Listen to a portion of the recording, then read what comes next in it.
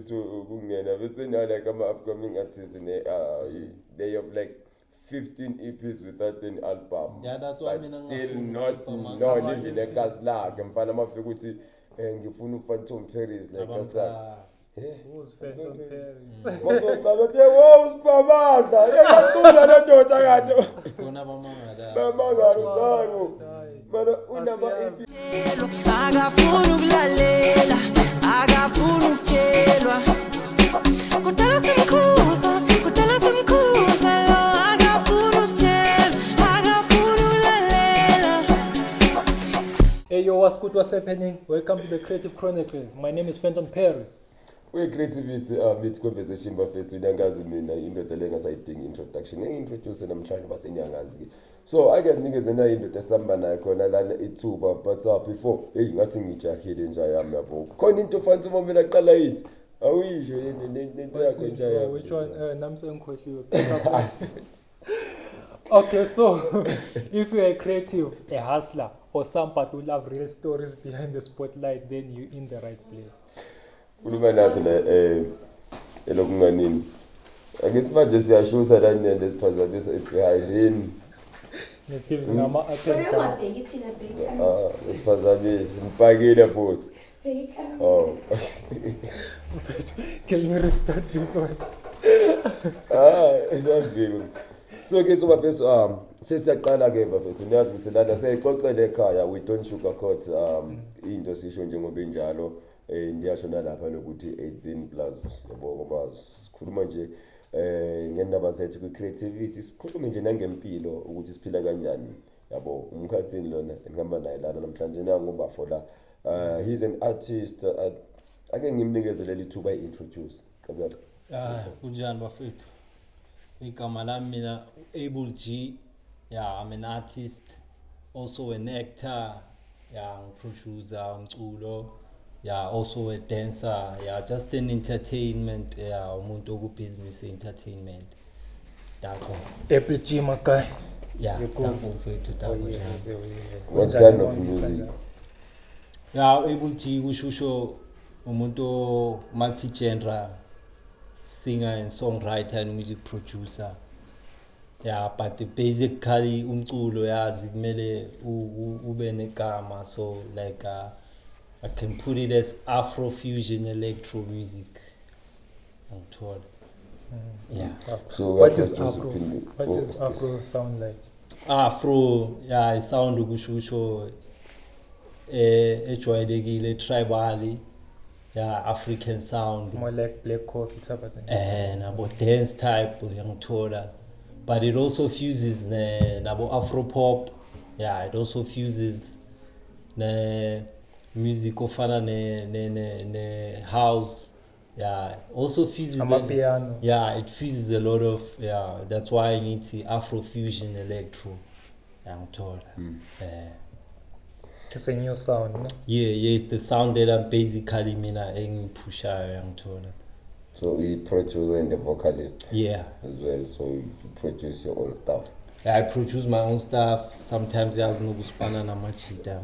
I'm a producer different. so you own your own studio Currently, I don't own my own studio. I just work na machita. namachita Yeah. kuyasipaneka kodwa Kuspaneka music basically yazi. It's all about the patience. but like don't you akahlangabezana nezinto ezokuthi mhlawumbe let's say you go to a studio right ufike ushaye ukuthi like let's say a vocalist owns a studio right you need a producer you go there you produce the beat in Nisha then maybe the vocalist feels somehow before you can release the song ningasavumela ke ntathe imvumelene ngayo before like have you ever came across izinto lezo Yeah, it happened, yeah, because there's this other time. I think ingathi nebhaya ngasho ngithola because even this other time there was this other producer bengispana nayo. Bengibabhalela ingoma la ngithola. Yeah, then but azange siphume ingoma zakhona. Indawo yokubhalelana ingoma iyahlupha Yeah, namajita afuna ukubhadala. And the next day when I came bese sekangitshela ukuthi iverse yami ayisangeni sekuzosala i-chorus kuphela cause mina ngingena kaningi and asingoma yami ngithola. but ibhalwe yimi ngibhalela omunye ugele yangithola. So leso kuthiwa kulahleka i-projects. Yeah, it happens a lot of times mfethu yazi le nto mfethu. Do you know ukuthi mina nama used to be an artist before? Uthi ngosameni ukalahleka ingoma zami engaki. Lento yakuphula yagcina ngiphula interview. Like so it's ukulahleka i-projects. Yabo. Ngilahle maybe 3 full projects. Walahla kanjani like how do you lose Ama PC yangithola crash. ya namajita nini umuntu orekhode kuye yangithola akasatholi bama project. Sekakhuluma itori. No, thola ukuthi ayicrasha ngePC yonke into right. Mara actually ukuthi crash uzothi ngakho it's important to have your own studio. Yeah, that's why it's important to own your own studio. So much any plans on building your own studio? Currently I'm planning on building my own studio. So you haven't started on investing? Currently I'm gonna build my own studio as soon as amandla mawakho. Mara ni babaya right embisa ama artist. Yo. Yeah, it has to be ukuthi sibe baningi because obviously That's how they ngeke silalele nomuntu umuntu oyi-one. Yabo. And the movement futhi yapusheka mali babaya. Because vele nabodokotela kumele babe baningi. Nabothisha kumele babe baningi. Nama-entertainer kumele ukuthi abe maningi. Yazi angingena so much ngediploma esembisa. I have never seen even amaphoyisa ne-ambulance. Like I'm always asking myself, Abafuna amaphoyisa. sisefu kangakanani la? Like seriously, kanti amaphoyisa akhona asebenza kuphi? Mfethu corruption yazi. Corruption ibhayi. Moses Panini on duty when uyozibhakela kuthini wakho yangithola. Ublomela la. Mawusipana umuntu udinga ambulance or udinga iveni. Yeah. Uthi amaveni awekho aphume wonke. Lapha kusebenza ama-security. Usebenza ukudinga imali elanje kuphela. Lapho uNethembisa? Mina ngise-Ivory Street. Mina ngibloma phambi kwe-police station nama-ambulance vele. So mina ngibona everything. So kune-police station, kune-esibhedlele, bese kuba notshwala ngalapho. Ya yonke into Ukuthi bayana baboshwe lana abanye bangene ngaphi. Short isawuto. Nokumnandi ne. Yabona mina Thembisa. mina if ungaba namandla ne I would create a sense mfana imall ezobe inemall bese kuba indawo yengane ngale bese kuba la i-liquor store bese kuba i-club massive yangisola nama strip show yangisola bese ngishaya isonto kube ne-police station kube nesibhedlela ufuna ukuthi lezi zinto lezo around yeah bese kuba ne-court Nekhodi. ya mawuphuma la police station ungene i-court yabo ya i-prison la sengizothi abanye la ngibadedela ithuba ngayimosho yonke imali. Okay nje singabaleka kakhulu so awusitshene mfethu ngomusic wakho how long have you been pushing kulo music uqale nini at the age of what and so far how's it? Ya music yenu qale edala mfethu edala sasesigela vele bese teenager yangithola ya but professionally ngasho ukuthi manje nje senginabo ma 20 something manje ngasho ukuthi ngina 10 years Still grinding. 10 years still How grinding. many EPs you have? Ama EPs angadrop ama EPs ngomuntu okhipha nje ama track 1 Oh, you don't have EP and the album. yeah because I don't see it necessary ukuthi ngikhiphe Yiphi ingoma yakho like ngakaziwa oyi-releasile like yaba dope whereby with okay you can be like this song can go and listen. currently manje mfethu kusho edumile Yeah. Currently I'm online ukuthi Currently even probably. Ihluleke nokuduma kasi lakho. in fact it's hard to push umculo bafethu it's hard yeah it's hard to push umculo Mara ama-show. Angithengi yakukhuthaza ne. Mara ngiyakhetha ama-show. If you see ama-skills ne to kungena bese now like ama-upcoming artists ne they have like 15 EPs without an album. Yeah, that's why But mina still not even a gas lakhe mfana mafika ukuthi ngifuna uPhantom Paris like gas lakhe.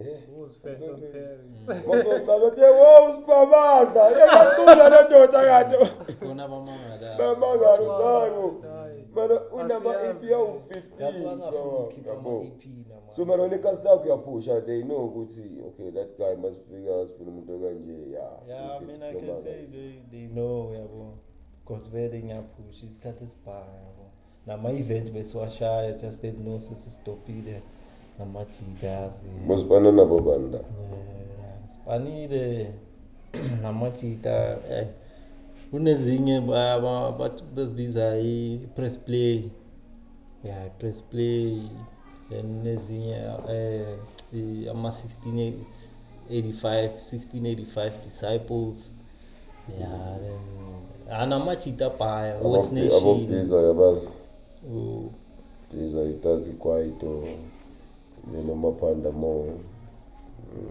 malava abo-clock forex maybe ngokubabona yazi ama-artists baningi man because But yabona you know those what's are- our Mickey M? You don't rap. ya umike mnyamcaba Mickey M izinja, ne? wabona sikhula Skhula P, nabo yeah. sikhula nabo awusikhula phi usesowethu Skhula P so well. ya Oh yeah. usesowethu Mfo i-DJ What about MT Vernacular? MT naye umuntu esikhula Wase naye Tembisa, uvalo umjitha hey malayishe bamlimaza Bekashayina. lo yazi mfethu that guy yeah no bamva yabona mabonsi industry yavalelana mfethu abantu ekuvalelwa umuntu oyedwa that guy bamvalela mfana because that's the real MC no mfana yeah Ilirike beliphuma lapha. Hayi mfana ngeke ubuye MT. music right Music. hey mfethu mina ngimangaza mawungazi lamajita aphusha kangaka esembisa mina mithembisa ngiyazi ngawo lamashita la khona la kuma-iphone Yeah. kuma-lifestyle abo DJ Giftana umgiftana yabona yabona umgiftana amajita abhaye ngiwacavayo maybe mina umuntu engathi ngiyamcava ekasi utaxi i-founder ye-Restep umuntu engikhula naye ya umuntu ngazi uyamcava Upasco. Injani? Pasco ngiyamcava Hayi. injani i-crime lapho i-crime is on another level mfethu manje sihleli nesigebengu njengoba sihleli nawe la uphuma lapho Ngathi siyabona ukhipha uvolo ude bafowethu zonke isibanje equipment change itself Ithaywa. that's we have a beautiful lady in the house it's yours wena ufike naye ufika naye wena unaye umama umama nginaye oye khona Labo mama not umama. hayi abomama basexoxe uyedwa abobaba basexoxe ubaleke nani njaya cha nje ikhuleka phela uze naye uthi ukhuthazeke yabo akuthande ngaleyo ndlela ukuthi uyawuzama yangifestana yabo mina nami mama ngiyakuthanda ne nami ngiyazi umama ngiyamlava ne Ngiyabona ra like kule line up yangi-25 so mfethu like what can you tell us about that event? Sizowitnessani if we have to come and see. hayi kule line-up le yasemaboneni oh yeah mina I'm just gonna come there nami ngizo-experience nje namajita ngithola yeah ikuphi nondawo mabononi now just to showcase nje Kuhems.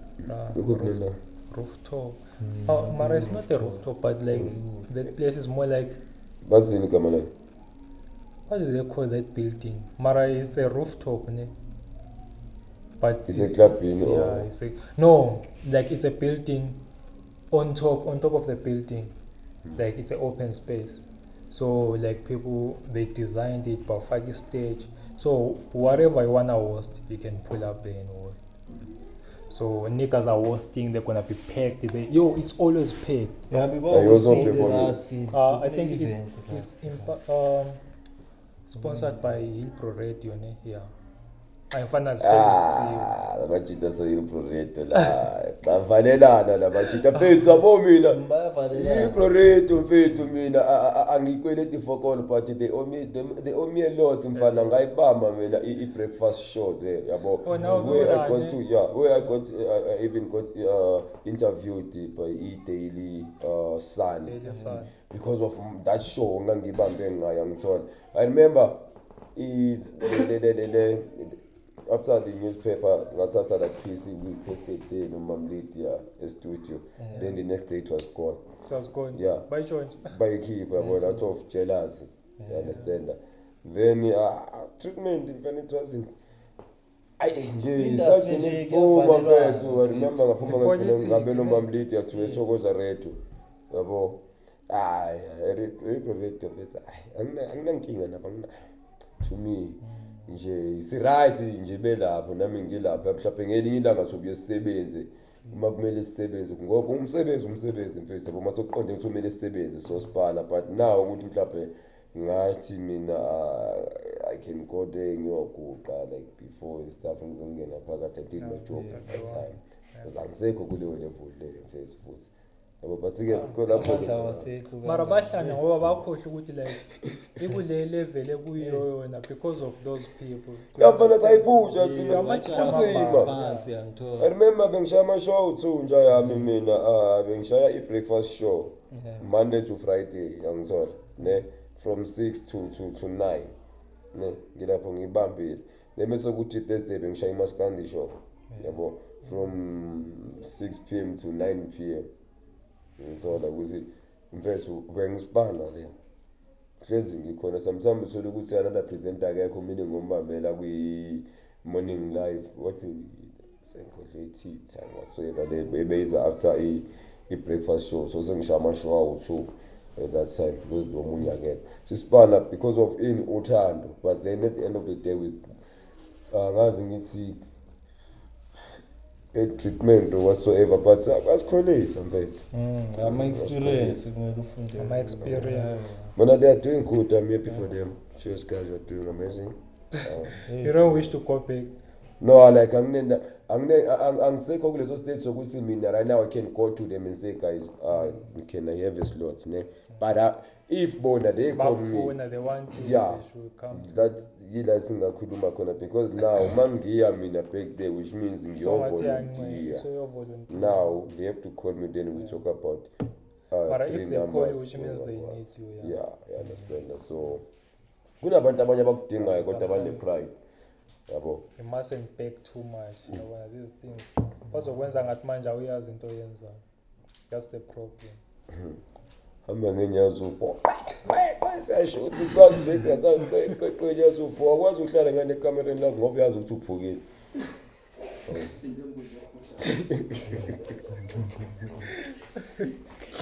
okay so njayami kuno music so far uqalile zikhona izinto eziachievile like maybe ngekhona kuma awards or get nominated was so privileged enough to be in certain radio interviews or big performances whereby you share on stage nama artists antwembu or so yeah manje ngasho ukuthi siyabuya but as an independent artist ngiyaziphushela obvious ama radio nani ngiyazamela yingumuntu oplaga in izingoma nani ngithola ama interview yamthola washayela ama radio interviews khona ingoma zakhe idlalile kuma radio station community radio station or also nalawo lalelo abantu ababhaya just community yeah but the community and vele nama website yakhona uyilalela vayo but yeah we start from community bro like I think a lot of people baqale khona from a community because remember ukuthi you need to build your community first before we build up and I would say somewhere yabo so bakwazi kasi lakho la uphuma khona yeah fika state sokuthi manje awusakwenzi lokho yabo mina community radio station mina ngingenile nje yami ngawadonsa futhi mangihosta bengiwadonsa afike la ngihosta khona kuma event wami yabo ngenile so like akumele sisabu ungena that's why building a profile whereby there is a time whereby you so relax wenze ezinye izinto ukuthi those people kube yibona but umjidalo siyamkhuluma bandisikana ake simsondeze futhi yabo le ngani ukuthi manje uyasaba ukufika ngena kunesikhathi sokuthi awusafuni ukuya la ngithola ukuthi mina manje mfethu there are big artist amanye anokuthi angibhelele indoda azini awuzamene mfethu even if it's like 7 community radio stations mfethu some ukuthi usiplage ngalapho sifuna ukushaya just ama-12 or something yabo. And also you have a good news for our Durban people.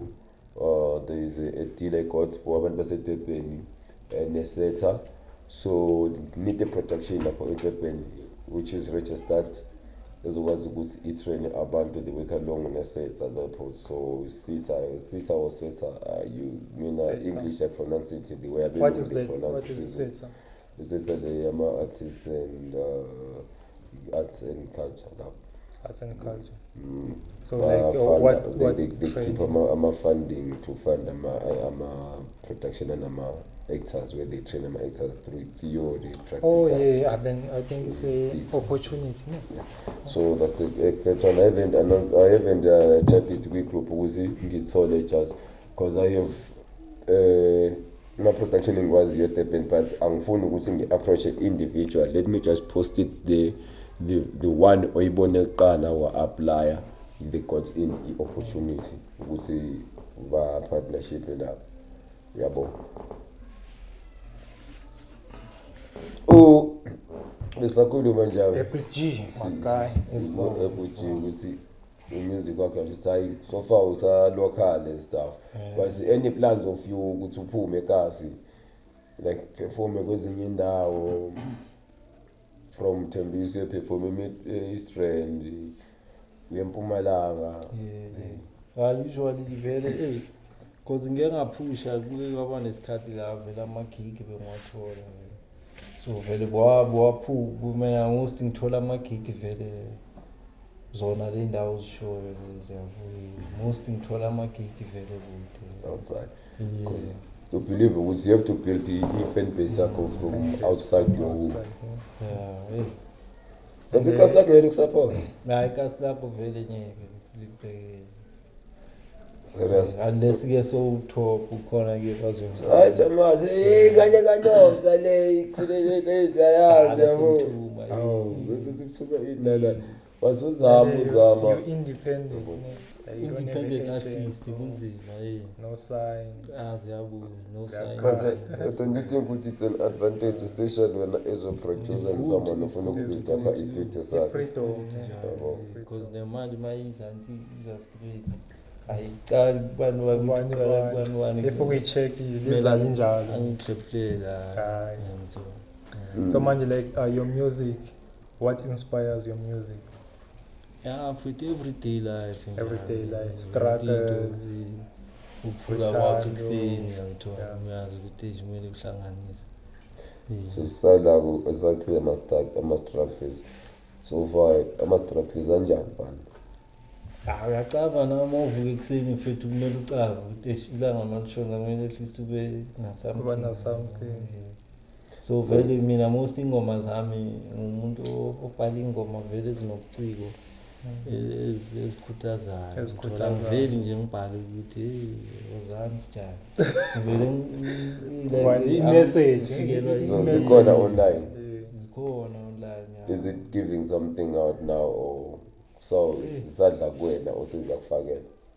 Zona zikancane kancane mfethu ngeke ngisho ukuthi imali ziyayifaka currently but Like Yeah. a challenge. Bayahola bobansombra. Yeah. Which one is the- Kune-Brian manje ngishaye inamba naye yena usibane nabo uDJ Clio uproduce ingoma yami hayi nayo uyahola nayo shangama 40,000 viewers lapho Khuluma ngomuntu oseceleni kwakho. Spotify. This guy gets paid every month, you know that. Spotify. Yes, Yeah, pushed. Spotify page. Yes, pushed and ungambuka unyathe bro usayi kanjani like Ubhekeli phansi. You don't need to be signed. push it try. But for wena yipi ongathi this one is the biggest challenge for me to be a world star. Like what is it that stops you then? Or what you need the most? Imali vele. Nayo yonke into iqala emalini. Imali. So inimali ufuna ukuyenza. Imali yanti uyayithatha iyozokuvulela iminyango. If ufuna ukuqasha i-agent ethize Gonna need money. If ufuna ukuqasha i-promote ethize, music promote ethize, Gonna need ukuthi money. kubize lapha. So let's say manje now umjito ugaya 50k, will it be 50K. enough for you ukuthi for you to make it? For me as an upcoming wasekasi into enough because angithi yonke into idraftwa phansi uyayibhajeta ukuthi kuzofuneka izobuyisa malini njalo. Okay, if you can get 50k, what can you do? And in 5 years, ungabe sowukuphi? Bethi nayi 50K. Like ngicabanga la ile yabona ama physical copy wama city. Yeah, that thing imele ibuyise because there are people vele abayifuna i-CD yabo. It's not like wonke umuntu ufuna ingoma efonini ngitho. That's If- manje. Or just to sell the copy, ne? To sell Then the another thing USB ngithola kunalento igcwalisa USB uthengisa into music wakho package enhleke ngithola.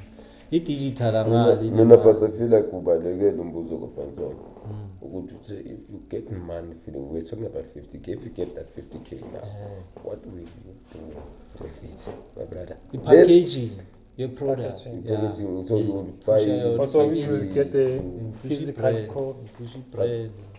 ngakulesi lesi esiphila kuzo manje, do you think ukuthi leyo is going to bring back that 50k? Like say mina nyukaya leyo nyungisi makai in 3 years time I need my 50k pay. Like ngisho kuwe Uluphi ngithi app ungale kunabantu bakho vele abayifunayo i-USB, kunabantu abayifunayo into i-CD.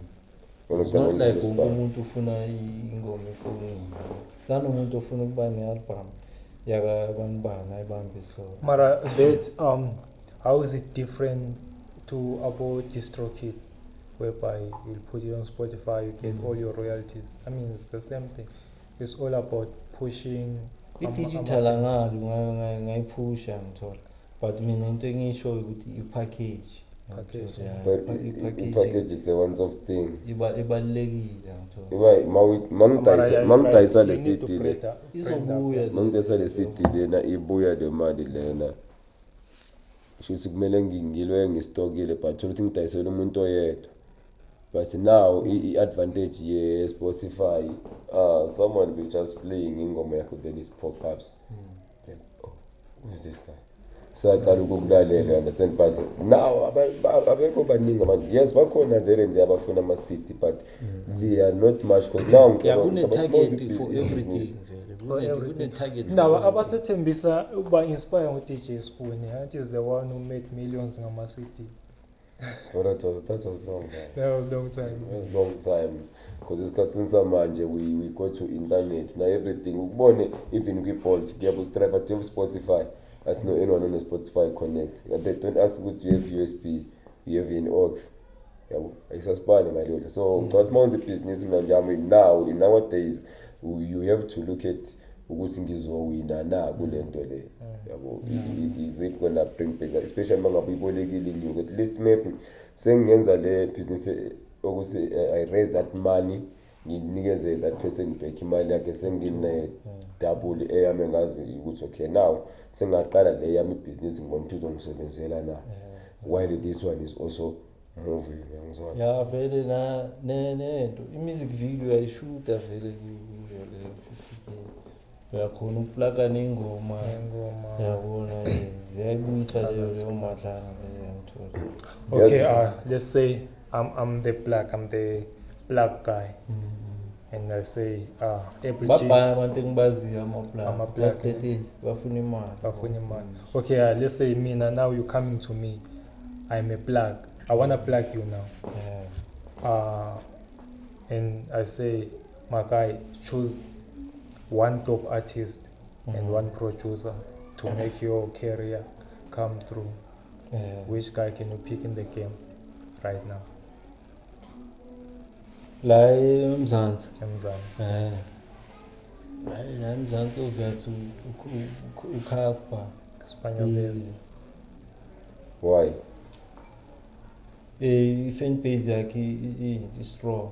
So- bayamlandela noma ukuthi wenzani. So it's about numbers, not about Yeah, inspiration. now yonke into Yazi ne-inspiration unayo cause bebengeke bamlandela ngana No, inspiration. khuluma ngawe ukuthi wena yini phela wena ezokwenza ukuthi wena ufune ukuthi usipane Which means naye one understand? track no Casper. unayo yonke into full package Full for package. i-product i-brand. So now you work with what works for you. You go for what works for you. What doesn't work for you, when you expand it. Cause vele ngeke usebenzise into engeke ikusebenzele. You can't go with what won't work for you. Okay, Yeah, what's the something point to use something that won't gonna work for you? Yazi- Fantastic sevens. Yazi ukuthi uPeter ngithi ngimbuza ukuthi is he working towards building his own studio, right? Washo kanjalo ne. Then now we spoke about ukuthi if we give him 50k, what is he gonna do with it? I never heard you mentioning a studio. But do you know ukuthi as a producer studio can ingakuthengela imoto kuthengela umuzi and stuff, but you didn't mention that. Vele wakhuluma ngama CD and stuff, which means you still want to go pay someone to record, pay someone to bring it for i-studio you. kule 50k ungasenza ungangasenzi because sometimes i-studio mawunaso usenza sitshela ukuthi uzwenza imali bese siyahlala Until then- uyangithola. Don't work And according now to the mawuloku plan. urekhord ingoma eyiningi ezi-20 ziyahlala lapho. Each and every song ifuna ukuthi ube ne-marketing strategy, ube So why do you have to record without a plan? yangithola yiyo la lendlela. So kusho ungathola nanoma i-studio, then you book a studio, you create i-beat So it's three. uyawuthola, What's for the music one? and record a song. I-studio ungazosakha i-studio, That's not a yabo. Because there's no need ukuthi ngine-studio lokwenza ingoma eningi. No, yazini njayami. Ungaba istudio ungaba naso. Having a studio, it doesn't mean ukuthi having a studio you have to record every day, ne? You can have a studio, then let's say you don't have, maybe you have one, ube ne-artist eyodwa, right? Oyisayinile. You don't need ukuthi urekhodise wonke umuntu afika ezofuna ukurekhoda mahhala. Let people say you have pride. Remember ukuthi the more you use it, the more iguga, but uma ungayitholi leyo nyuko oyisebenzisile. So even a studio, it doesn't mean you record every day. You have a strategy which You can record other niggas. ya sengisho angithi manje ama-customer Sometimes naba-scarce. ngiyasazi still ukuthi ubone still uhlale naso. Yeah, sihlala. Uhlale Sekune-investment. naso Do you lapho. understand ukuthi singahlala singakusebenzeli wena ube And nengozi still sifanele ingozi doesn't yakho. cost a lot yangithola.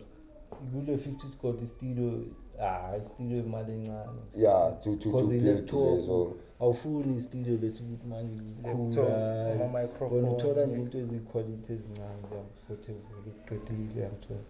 Yeah. but instead, I think investing in equipment it's a good thing. Singangangisebenzela le nto le but sifanele engibona important someone mina knows ile outside. sound yamagig yangithola. Like a sound. Yeah, isound yamagig into because now mosha amagig yangithola. Maybe usishayela amagig ekhawashe egazi yangithola. Ukusha amagig yangithola. akhona amakhawashi asengasipana kuwo lapha ithembisa mina ngiyathanda mfethu ukusipana yabo. So ngoba siselana mina nawe senze something ethembisa ngoba nami currently ngikhona ithembisa ngisejozi like I'm some places. So ngilapha can we do something ethembisa like we have a car wash whereby bangasigaya futhi budget whereby phela lapha mase car wash sidinga ama models. Sidinga ingane. Sidinga pay. Kufuneka Shababhekile ikhawashi. indawo bakunike nani. Yeah. Angithi lapha mhlawumbe banganginikeza indawo Yeah. and then sibe ne-argument ukuthi okay bafethu ngani ibudget engaka ukuthi ngikwazi ukubhadala ama-models then in the money lena abazoyenza uma bewasha lezi moto bese sizobona ukuthi mina nabo sibhadalana kanjani but at least ama-models wona ukuthi ngiwabhadale okay they What can do you wanna give do me with the place? Like around here with the story suka kuphi siyabo. bikini car wash my guy. I Car wash. bring beautiful models Models. wearing bikinis, washing cars in bikinis, young child. So maybe we say imoto 100 rand, Yeah. right? Per car 100 rand. we put 2 models per car. So it's either the models abayiwashayo, the money would be shared amongst the models alone, or they can give me a budget so my models, then the money it doesn't matter how much, even if it's 10,000, 20,000 is their money. Mara, there's no such thing as that. There is, I've been doing it. I mean, what is it? A car wash show? I mean, I thought bikini car wash. Yeah. This guy was saying it's a car wash show. Makes more money more than a regular car. You're saying it's a car wash, but where are you from? No, I mean, yes, what you want to do. No, let's do is one of my music video on God, bro. It's one of my music video, like once in Midrand, then my models got arrested. Mfana sasingangishayela emgwaqweni that bikini car wash ngisola like savula ngavula igate doesn't mention open the gate lapho emgwaqweni bemisa imoto bewashela amaphoyisa abantu yileyo nto then that's my models. I thought uzothi like a car wash ufake stage then you host with selling tickets. No. Lapha nama models nje azoyigwela amabikini. No matter, it's insane. You can't come to my car wash and now you're telling me you bring your models to washing motor. I already have my niggas about washing motor. So why don't you open your own car wash and do that shit? I didn't smoke. I haven't smoked weed. I was gonna tell this guy in Nabazak. Like, remember, car wash yakho. Washing motor was 60 rand, right? 60 rand, yeah. Then I'm bringing my supermodels there. Then maybe say, pay that day. Which means was an custom. Even now, on that day, because it's different. It's different. You understand? Because it's different. No They matter can wash motor for 120, 100 rand or 150. They will pay. Even now, wena futhi wena singakhulumi ngomunye umuntu wena mufika la intombazana ishanga ecleavage ishanga understand mayithi washe imoto yakho ubusy so lokhu uyabuka nje lokhu uyabuka lapha then car says over busy because of our motor or for advertisement now so when I got to behind, I think you're right to music lapha la podcast. So do you have any music video? Because now we see only 5 minutes to see the episode 8 wethu. Yeah, I'm a music video now, YouTube page. How is it going there? Apple G. Yeah, Apple G. YouTube ku-TV kunzima ukuplaka mfethu kufuneka imali ukuplaka so wena awuko-famous? Mina ngeke ngisho ukuthi yabo ngidumile or something. yazi sakhuluma ngo-famous ivezi cishe ngakhohlwa la si-FTC phela mfethu asinje ngike ngajwayela ngenye intombazane nje during the week iyatrenda la ku-Facebook le ngane le yabo. So manje nami ngithi ngimsondeze mfethu ku-podcast kanjalo yabo. So ngambona ngamthola khuluma naye ngibona sesipana athi hayi abuye kimi. That's you. When your podcast is suffering, do you know that I'm famous? Then I was like, famous? You're famous kune podcast yakho. Famous way, bro. Like she's only famous on Facebook because begalwa. Ne ulwile lo muntu that video wepha ukuthi manje le video yamenza awa famous only on Facebook. Only on Facebook. Then do you know abona nenye ngane bathi seba famous bonke. Yeah, all of them they are trending. But trendile ngokulwa kwabo lokho stuff. I won't get into more details ukuthi kade belolani kodwa le ntombazana just lento ukuthi izotshela mina ukuthi famous like bro me yazini it feels so stupid to me ukuthi just that ukuthi asiwakhulume amandla esinawo the influence we have towards the media industry. Like we've been on TV, we've been in different ngiyazi mina is my safety. Mara is she getting paid now? Oba seka famous now. You have to get bookings. Who would pay you for fighting? For fighting. Can't what does she do? It was a fight, like an ordinary fight. Phela ngi-understand mina ngithi beef. I thought maybe like it's a beef, maybe music beef. No balwela ukuthi ngazi khona olinki ukuthi usibani uyadayisa ngamalini yabo kodwa leyo nto ukuthi udayisa ngenyama emnene. Oh, bonke vele badayisa. Angazi bathina usikwasi mafuba angazi sesoba khona kanje bafethu nathi sesiyofika la ekugcineni sesiyoyivala i-podcast yethu njayami I feel like ukuthi bongathuthuki ngathi uyesaba mukhuluma nathi ezibengishilo ukuthi lana mfethu sifela free ekhaya yabo so ungasabi or mhlawumbe you needed something to vavavoom you but it's okay sisevala njami any message to your ex To your younger self mfethu hayi. Not to your ex. Mfethu sifuna ukukhuluma no-April G emncane. U-April G owasilayo. April G. Akafuna ukulalela